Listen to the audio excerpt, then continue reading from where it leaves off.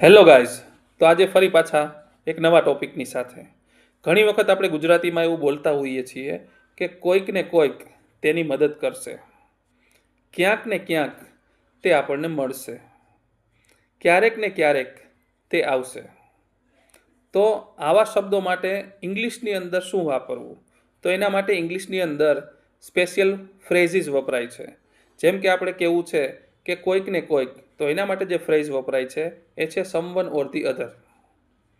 ક્યાંક ને ક્યાંક એના માટે ઇંગ્લિશમાં વપરાય છે સમવેર ઓર ધી અધર. ક્યારેક ને ક્યારેક એના માટે ઇંગ્લિશમાં ફ્રેઝ વપરાય છે સમટાઈમ ઓર ધી અધર. તો ચાલો આપણે આ ફ્રેઝીસનો વાક્યમાં પ્રયોગ કરીએ. તો પહેલું વાક્ય, કોઈક ને કોઈક તેની મદદ કરશે, તો એના માટે ઇંગ્લિશમાં બનશે someone or the other will help him.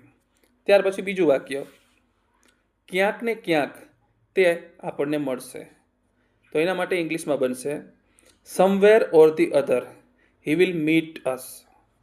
ત્રીજું વાક્ય, ક્યારેક ને ક્યારેક તે આવશે, તો એના માટે બનશે sometime or the other he will come. તો આવી જ વધારે ઇન્ફોર્મેટિવ વિડીયોઝ માટે મારી ચેનલને સબસ્ક્રાઈબ કરો, વિડીયોને લાઇક કરો અને શેર કરો. Thank you.